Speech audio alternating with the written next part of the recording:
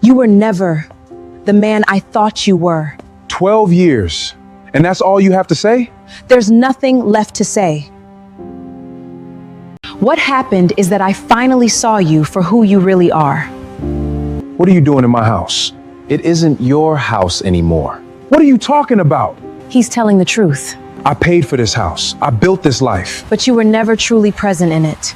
Brielle, don't end 12 years like this. It ended a long time ago. Goodbye, Donovan. Then he closed the door in my face. That was the last conversation my 12-year marriage ever had. No argument, no chance to speak. Just a door shutting and the sound of rain starting up behind me. The divorce had been finalized through lawyers signed without a single phone call delivered to my job site in a sealed envelope like I was a vendor being let go. I drove to Catawba Executive Airfield with nowhere else to go. And that was when the jet landed black and silver carrying a name I had buried 18 years ago. Why had they come for me on the worst night of my life? If you're new here, this channel is where real stories live. Hit subscribe so you don't miss what happens next. I need to go back a little because the door closing in my face wasn't actually where the story began. It was just the moment I finally understood what I'd been too busy to see. For 12 years, I ran Crown Spire Civil Works from the ground up, and I mean that literally. I was on the sites before sunrise, reading structural blueprints in the cab of my truck, walking steel frames with the crew making calls at midnight when a concrete pour went wrong. I held 42% of the company before Brielle and I ever said our vows, built through 7 years of contract work that nobody else wanted to touch. Bridge restorations in flood zones. School retrofits in neighborhoods that hadn't seen a new building in 30 years. The kind of jobs that didn't photograph well, but kept communities standing. That was Crown Spire. That was what I built. Brielle had been there from the beginning, back when we were eating takeout on overturned toolboxes in a rented apartment in historic West End, laughing about the day we'd have enough for a real dining table. She used to drive out to job sites on Friday afternoons just to bring me coffee and sit in the truck while I finished up. She'd ask about the projects, not because she understood load calculations, but because she wanted to understand what I cared about. Those early years, I believed she did. I believed she cared about the same things I did. But Crown Spire grew. And somewhere in that growth, Brielle's definition of success started to look different from mine. She began talking about appearances, which events we should attend, which circles we needed to be seen, in which version of ourselves would open the right doors. She wanted us at charity galas we hadn't been invited to, at dinner tables where the conversation was mostly about who wasn't in the room. I understood the ambition. What I didn't understand was when the life we were actually living stopped being enough for her, and she began looking at my work boots like they were evidence of a character flaw. Kellen Royce had impeccable timing when it came to Brielle's discontent. I'd brought him on as CFO 4 years into Crown Spire's expansion sharp, with numbers smooth in every room, the kind of man who made clients feel like they were already winning before the contract was signed. I trusted him the way you trust someone you've watched perform under pressure for years. I trusted him the way I'd trusted very few people in my life. He wore the clothes, well, knew exactly what to say at exactly the right moment, and somewhere along the way he figured out that the fastest path to what he wanted ran straight through my wife's dissatisfaction. I didn't know any of that while it was happening. I was too deep in the work. The 6 weeks I spent on the Catawba River Bridge restoration kept me living out of a site trailer north of Charlotte. The project was complex. A partial structural failure in one of the main supports meant we were essentially rebuilding from underneath while keeping the upper deck stable. It required my full attention, and I gave it. I called Brielle every evening for the first 2 weeks. She answered less and less. By week 4, most of my messages were going unread, and when I suggested she drive up for the weekend, she said she was busy with things in Charlotte. I didn't push. That was always my way. I gave people room, assumed good faith, believed that distance didn't mean damage. I was wrong about that, at least in this case. The divorce papers arrived on a Tuesday afternoon. A courier pulled up to the site in a sedan, asked for me by name, handed me an envelope, and drove away. I opened it standing in the mud beside a concrete mixer. The documents were already signed by Brielle. Her lawyer had prepared everything: the division of the house, a significant cash settlement, a calculation of Crown Spire's appreciated value during the years of our marriage. Every line was precise. Every number had already been decided. There was no letter inside, no personal note, nothing written in her hand. Just a tab marked with a small red arrow pointing to the signature line like a real estate closing. I called her that evening, and she didn't answer. I tried 3 more times over the following days. On the 4th attempt, a message came back through her attorney's office. All further communication was to go through legal counsel. She had blocked my number sometime between Tuesday and Wednesday. I signed the papers 22 days later. Not because I agreed with the way she'd handled it. I signed them because I understood something I hadn't wanted to admit, that a woman who could end 12 years without a single direct conversation had already been gone for longer than I knew. You cannot hold a door open for someone who has already walked through a different one. The day the divorce was finalized, I drove back to Charlotte, back to the house we'd shared in West End. I hadn't been inside in 6 weeks. The plan was simple: pick up my remaining clothes, take whatever personal items were mine, and figure out the next step from there. What I found instead was Kellen's car in the driveway, and Kellen's presence in my living room standing beside Brielle like he'd been there for years.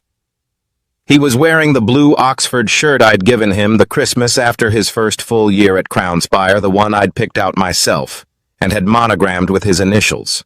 Brielle told me calmly, and without any visible emotion, that she and Kellen would be assuming joint operational control of Crown Spire.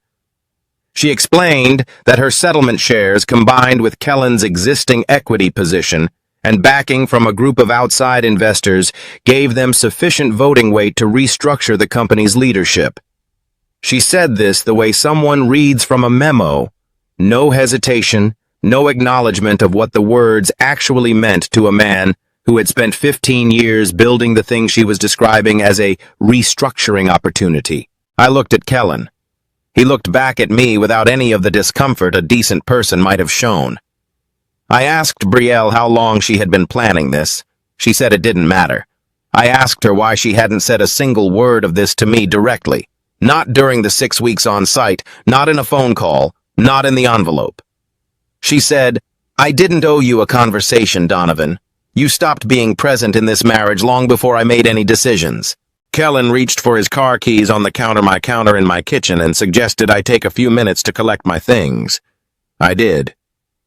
I filled 2 boxes, loaded them into my truck, and drove away from a house I had owned for 9 years without looking back at it once. My phone rang before I'd made it 5 miles. It was Desmond Cross, my legal counsel, and the closest thing I had to a longtime friend in this city. Desmond had been with me since the early Crown Spire days. Sharp, careful, someone whose judgment I'd relied on in every major decision the company had ever made. He asked where I was. I told him I was driving with no particular destination. He told me to pull over. I stopped at a gas station and sat in the truck with the engine idling while he talked. Over the previous 16 months, more than $86,000 had been moved out of Crown Spire's operating accounts through a series of consulting invoices from firms that, when traced, connected back to companies where Kellen's relatives held ownership stakes. The transfers had been structured carefully, small enough individually to avoid automatic flags, frequent enough to add up fast. Desmond had been quietly pulling account records on his own for several weeks after noticing something felt off in the numbers, but he hadn't been able to confirm enough to bring it to me. He said he'd told himself he was waiting for certainty. Sitting in that gas station listening to him say it, I understood that certainty had never really been what he was waiting for. He also told me that Kellen had been in early conversations with an outside investment fund about acquiring a portion of Crown Spire. The structure, as far as Desmond had been able to trace it, appeared designed to use Brielle's settlement shares as a temporary voting instrument enough to displace me from operational authority. What would happen to Brielle once that transfer was complete? Desmond said he wasn't sure yet. He suspected it wasn't good for her, but he didn't have the full picture. I asked Desmond why he hadn't come to me sooner. He didn't answer right away. Then he said he'd told himself he was protecting a marriage he wasn't sure was already over. I told him the marriage had been decided without my input. He said he knew that now. I told him knowing it now didn't change the months in between, and he agreed with me, which I respected more than if he'd tried to explain it away. Before I could decide what to do with any of it, Desmond told me there was something else. A law firm representing a family called Davenport had contacted his office. They were requesting my presence at Catawba Executive Airfield. He said they hadn't given a detailed reason, only that it was time-sensitive and that they were already on their way. I knew that name. I had known it my entire life, in the way you know the name of a place you left and promised yourself you'd never go back to. My mother Celeste had been the only child of Eloise Davenport, the head of one of the wealthiest and most quietly powerful families in the country. She had walked away from all of it before I was born, married my father, a mechanic from Charlotte, and raised me in a house where nothing about our life suggested the name we technically carried on her side. She never hid where she came from, but she never used it either. When she died, I made the same choice she had. I stayed away, kept building Crown Spire on my own, and refused every attempt the Davenport family made to draw me back into their world. I had not spoken to Eloise in nearly 18 years. I drove to the airfield anyway. The rain had started by the time I arrived, the kind of steady, indifferent rain that makes everything look like it's been abandoned. I stood on the tarmac with the divorce papers still in my jacket pocket and waited. The jet came in low and quiet, black and silver with the Davenport compass emblem on the tail, an image I hadn't seen since I was a young man standing at my mother's funeral. The stairs came down, and then Eloise Davenport, 80 years old, and dressed like she was attending a board meeting, appeared at the top of the stairs and looked directly at me. She said, "Donovan, it's time." I didn't know what that meant yet, but I understood, in the way you understand certain things before you can explain them, that the evening was not over. That whatever I thought I had just lost was only part of the story, and the rest of it had just landed on a rain-soaked airfield in Charlotte and was waiting for me to decide whether I was going to walk toward it or stand in the parking lot until the lights went out. I thought about Brielle closing that envelope. I thought about Kellen's hand on my kitchen counter. I thought about Desmond saying he'd waited too long and how much that single admission had cost a man who spent his whole career being precise with words. I pulled the commercial flight ticket Desmond had booked me out of my pocket, an early morning departure to nowhere in particular, just somewhere that wasn't here, and I left it on the hood of my truck. Then I walked toward the stairs. The Davenport estate sat on 300 acres outside the city behind iron gates, and a tree line so dense you couldn't see the main house from the road. I had been there once as a child, long enough to remember high ceilings, and the smell of old wood, and the way my mother had held my hand a little too tightly the whole time, like she was afraid the place might swallow us both. Walking back into it as a 40-year-old man felt like reading a sentence you'd forgotten you'd started. Eloise explained the situation on the plane calmly and without decoration. My mother had placed her entire inheritance, her share of Davenport Arcadia Group, representing 51% of the voting equity, into an irrevocable trust before my parents were married. The trust had one primary condition: the rights would transfer to me when I turned 40, and not a day sooner. There was no provision for early access, no mechanism that would have allowed me to use those shares during my marriage to borrow against them, or to disclose them as personal assets, because legally, until the activation date, they weren't mine. My mother had structured it that way deliberately. I didn't know whether to be grateful or furious, and somewhere over the Carolina darkness, I decided those two feelings weren't mutually exclusive. The board members I met the following morning had already formed their opinions before I sat down. I could see it in the way they arranged themselves, not hostile exactly, but contained the way people get when they're waiting to be confirmed in something they already believe. One of them, a man named Gerald, who had apparently been managing the trust's administrative affairs for over a decade, asked me directly whether I was aware that my divorce had created a significant optics problem for the family.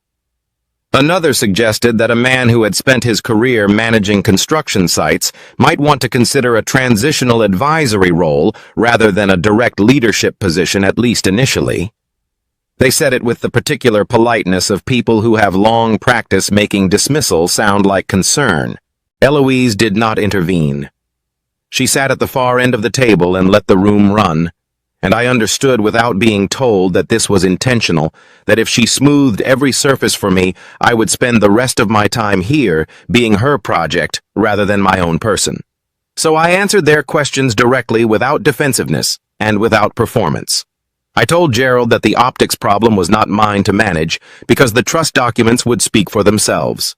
I told the other man that I had managed teams of several hundred people across dozens of simultaneous projects, negotiated contracts in 9 figures, and made decisions under pressure that other people had later written case studies about. I said all of this without raising my voice because I had spent 20 years learning that the men who need to shout are usually the ones with the least to back it up. That evening, Eloise found me in the library. She closed the door behind her and sat across from me and did something I had not expected. She put a photograph on the table between us. It was my mother, maybe 17 years old, sitting on the front steps of this very house, laughing at something outside the frame. I recognized her immediately, the shape of her smile, the way she held her shoulders. I had a version of that same laugh. My father used to say so. Eloise told me she had been angry at Celeste for leaving. Not just disappointed, genuinely, deeply angry, the kind that calcifies over years into something that looks like distance, but is really just grief wearing a different coat. She said she had let that anger keep her from calling enough, from visiting, from saying the things that might have made the years shorter. She said she had no elegant way to frame what she was telling me, only that she was tired of carrying it and thought I deserved to hear it from her directly, rather than from the family's official version of events. I sat with what she said for a long moment. Then I told her that my mother hadn't raised me to hold that kind of debt over people, that she had left the Davenport world because she wanted something that couldn't be administered or structured or put in a trust, and that she had found it and that she had been happy. I told Eloise that the years between us weren't something I needed her to account for, but that if we were going to move forward, it had to be as two people being honest with each other, not as a family performing reconciliation for the benefit of a boardroom. Eloise looked at me for a long moment, and then said, "Your mother would have found that answer insufferable and completely correct." It was the closest thing to warmth I had seen from her, and I decided it was enough to work with. Whatever ground I was beginning to find with the Davenports, Kellen moved quickly to destabilize. Within days of my arrival at the estate, stories began appearing in Charlotte business media suggesting that I had concealed significant wealth from Brielle throughout our marriage, that I had deliberately presented myself as a working-class contractor while secretly positioned to inherit control of a multi-billion-dollar conglomerate, leaving my wife to negotiate a settlement without full information. The framing was precise and the sourcing was anonymous, which told me everything I needed to know about where it originated. Brielle gave an interview. She sat in what looked like a carefully arranged living room and described 12 years of feeling financially insecure while her husband withheld the truth of his family's wealth. She said she had sacrificed her own ambitions to support a man who never trusted her enough to be honest. She did not raise her voice. She looked directly into the camera and spoke with the measured sadness of someone who had rehearsed sincerity until it became indistinguishable from the real thing. By the next morning, the narrative had flipped completely. I was no longer the man whose wife had ended a marriage with a courier package. I was the man who had manipulated his wife by hiding who he really was. The annual Davenport Arcadia Heritage Forum was scheduled at the Halcyon Conservatory in Charlotte, a glass and steel event space in the center of the city, the kind of place that reflected light back at you from every surface. Eloise decided this would be the appropriate venue to formally introduce me in my new capacity. I wasn't sure it was the right call, but I also understood that letting the media narrative run unchallenged for another week would cost us more than a public appearance might recover. I did not know until I arrived that Brielle and Kellen were also in the room.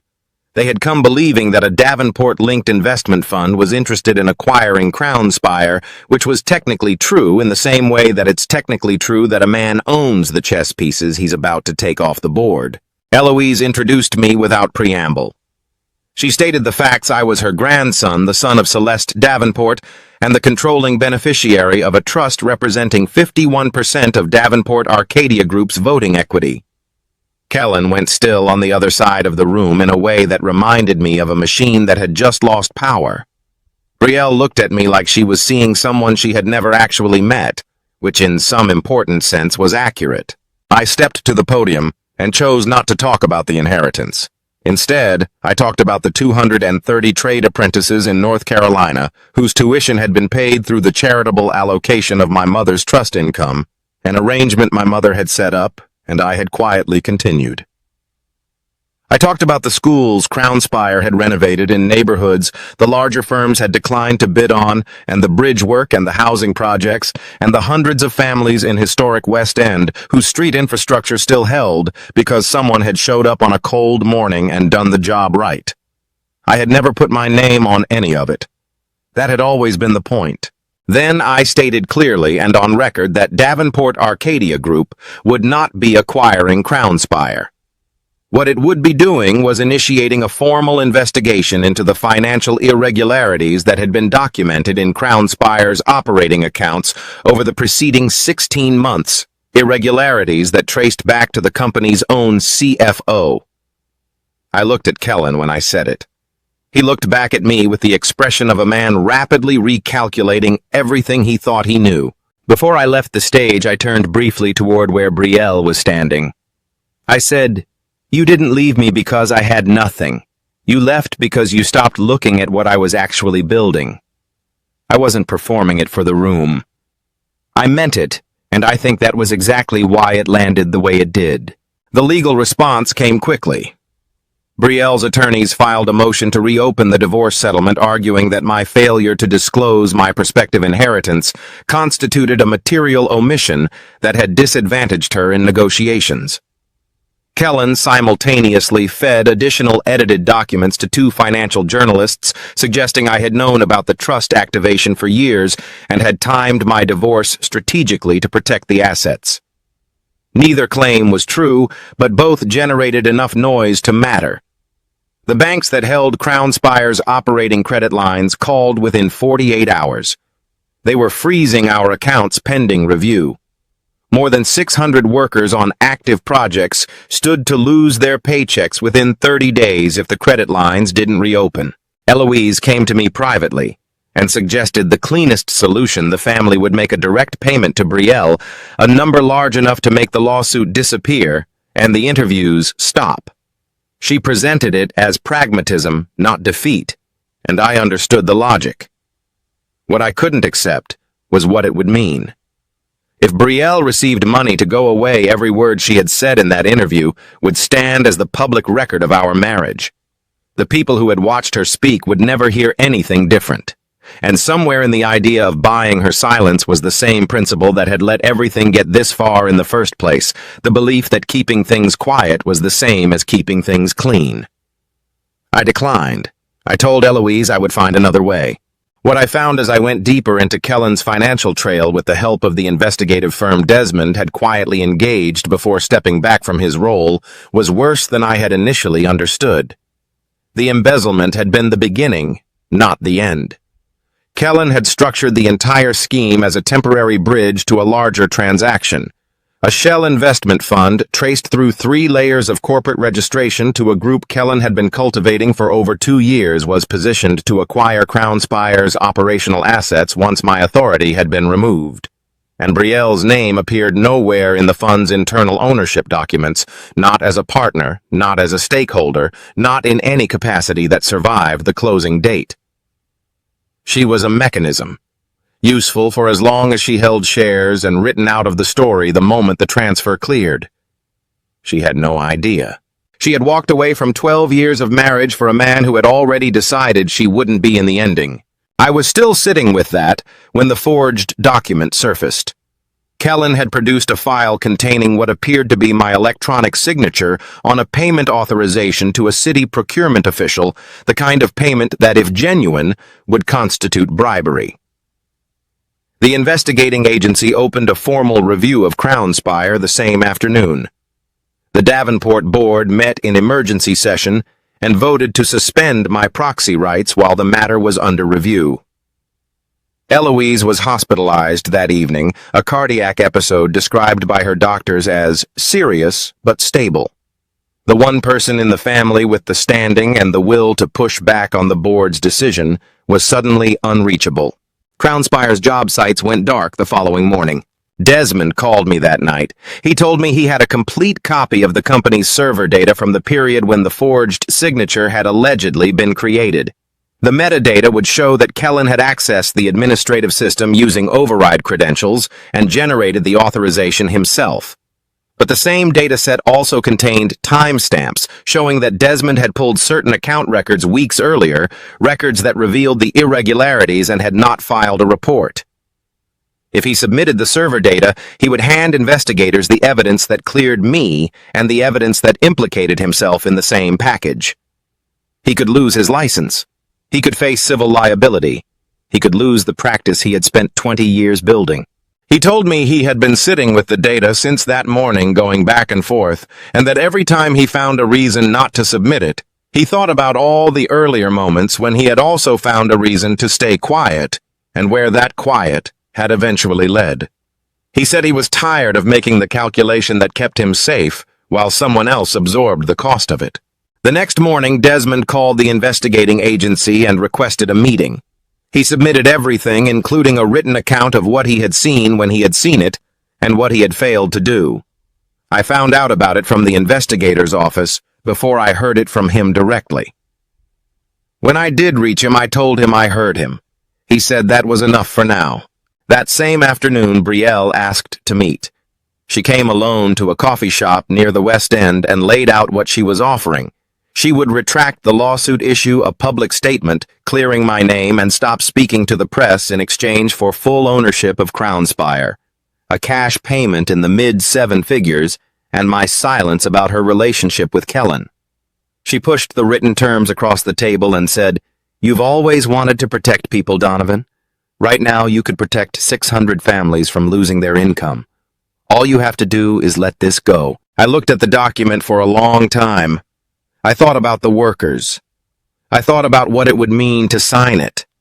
I thought about every person in my life who had chosen the easier version of the truth because the harder one cost too much, and what that accumulated silence had built, or rather, what it had quietly allowed to collapse. Then I pushed the paper back across the table and told her I'd see her at the hearing. The hearing was held at the Halcyon Conservatory, the same room where everything had shifted 2 weeks earlier.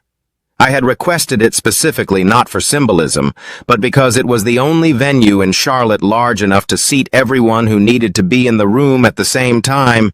The Davenport Board, Crownspire's remaining shareholders, representatives from the 3 banks that had frozen our credit lines, the investigating agency, and the attorneys from every side of every dispute that had accumulated over the past month. Desmond had helped me organize it from the outside, working the phones from a position of voluntary suspension, doing the work without the title, because he said it was the only thing left he could actually do that mattered. I wore my Crownspire field jacket, not as a statement, not for the cameras stationed near the entrance, but because it was what I had worn to every important moment in the company's history, and I saw no reason to dress the occasion differently than I had dressed everything else. The room settled into something close to quiet as I took my position at the front. Kellen was seated near the center, flanked by 2 attorneys. Brielle sat closer to the back with her own legal team, and I noticed that the 2 of them were no longer positioned near each other. Whatever alliance had existed between them had already begun to fracture under the weight of what was coming. You could see it in the way they avoided looking in the same direction. I began with the trust documents. I walked through the structure my mother had established before my parents married, the irrevocable nature of the instrument, the activation clause tied to my 40th birthday, and the explicit restriction preventing me from accessing, disclosing, or leveraging the trust's assets as personal property before that date. I placed the original filing on the display behind me and let the room read the date it predated my marriage to Brielle by 7 years. Every claim that I had hidden assets from my wife during our divorce negotiations rested on the assumption that those assets had been mine to disclose. They had not been. The trust documents made that plain in language that required no interpretation. Brielle's lead attorney started to object, and I let him speak. Then I pointed to the specific clause in the trust instrument that addressed exactly that objection which Desmond and I had anticipated because it was the only argument they had left. The attorney sat back down. The second piece of evidence was the server data. I had Crown Spire's forensic technology consultant present the metadata analysis, timestamps access credentials, the administrative override Kellen had used to enter the system, and the sequential record showing how the authorization document bearing my electronic signature had been created. The consultant walked through it methodically in plain language, because I had asked him specifically not to obscure the explanation behind technical terminology. The room needed to understand this, not just receive it as a conclusion. The metadata showed the document had been generated from Kellen's administrative account on a Thursday evening 11 days before it was submitted to investigators. My own access credentials had not been used on that server in over 3 weeks. The signature had been constructed, not recorded. Kellen's attorneys whispered urgently at him from both sides. He kept his eyes forward and his expression locked, but the stillness in his jaw was the kind that comes from effort, not calm. The third piece I presented more quietly. The internal records from the Shell Investment Fund obtained through the parallel investigation showed the complete transaction structure Kellen had designed. I put the key page on the display and let the room find Brielle's name, or more precisely, let them notice the absence of it. The fund's ownership schedule showed Kellen's interests and those of 2 silent partners, along with a series of operational provisions that would take effect the moment Crown Spire's leadership was restructured. Brielle's shares appeared in the transition mechanics as a temporary instrument to be bought out at a fixed price once the transfer of control was complete. The buyout figure represented roughly 30 cents on every dollar of actual valuation. I watched Brielle read it from across the room. I watched the exact moment she understood what she was looking at, not because of anything visible in her posture, but because she stopped moving entirely in the way a person does when something has just rearranged itself permanently inside them. She had believed she was building something with Kellen. She had believed that burning down what we had together was the cost of something better waiting on the other side. What she was reading told her that she had been a functional element in someone else's financial architecture, useful until the transfer cleared and invisible after that. I had the audio recording played last.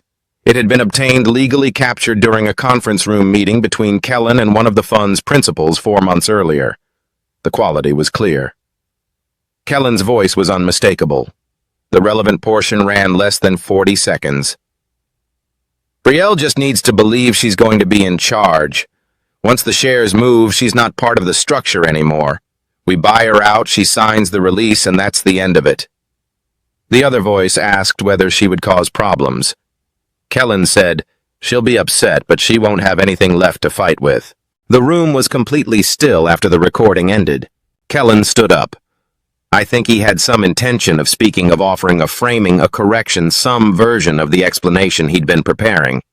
But the 2 investigators who had been seated near the side entrance were already moving toward him, and whatever he had been about to say dissolved into a brief, quiet exchange with them before they guided him out of the room.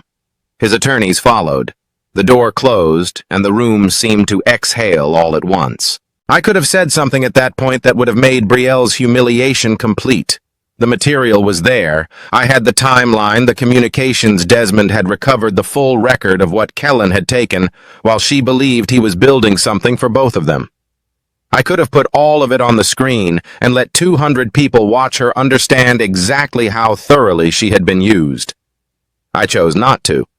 Not because I felt generous, and not because I had forgiven her, but because I had spent the last month watching what happened when people used the truth as a weapon rather than as a foundation, and I had decided I didn't want to build anything else on that kind of ground. I said only this: she has to answer for what she did, but I don't need to destroy her to prove that I was right. Then I stepped back from the podium and let the room proceed without me. The legal resolutions moved quickly after that. The forgery finding was sufficient to close the bribery investigation, and the Davenport board voted to reinstate my proxy rights within 48 hours of the hearing. Crown Spire's credit lines reopened by the end of the week.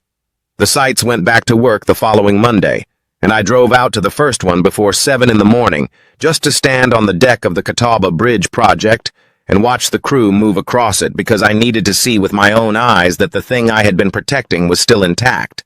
Brielle's motion to reopen the divorce settlement was denied. The court's written finding confirmed that the Davenport Trust was not a marital asset and had not been accessible to me in any form during the years of our marriage, that I had not hidden it, but had been legally prohibited from using it, a distinction the original filing had deliberately obscured. She was required to return the portion of her settlement connected to Kellen's fraudulent account transfers. The rest of the divorce agreement, the house, the legitimate cash settlement, I did not contest. The divorce itself remained in effect. I had no interest in revisiting that. She reached out once through personal email rather than through attorneys. She didn't ask to reconcile. She said she wanted me to know she understood now what she had actually walked away from, and that she wasn't sure whether she meant the marriage or the version of herself she'd been before the last few years had changed her. I read it twice.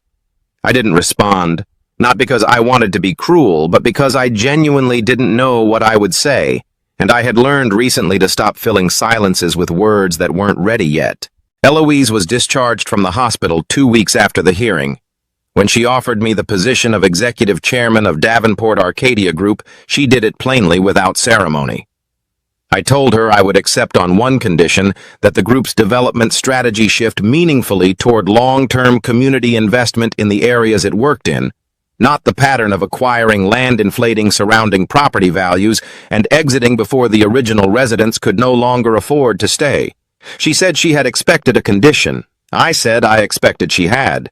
We understood each other well enough by then. Desmond's licensing review took several months to complete. He did not ask me to intervene, and I did not offer to. He stepped back from his advisory role at Crownspire voluntarily while the process ran, and during that time we didn't speak often, but we spoke honestly when we did. He wasn't looking for absolution, which made me more willing to offer him something that looked like it. One evening he told me he kept thinking about all the things he hadn't said when he should have said them, and how much space that accumulated silence had made for everything to go wrong.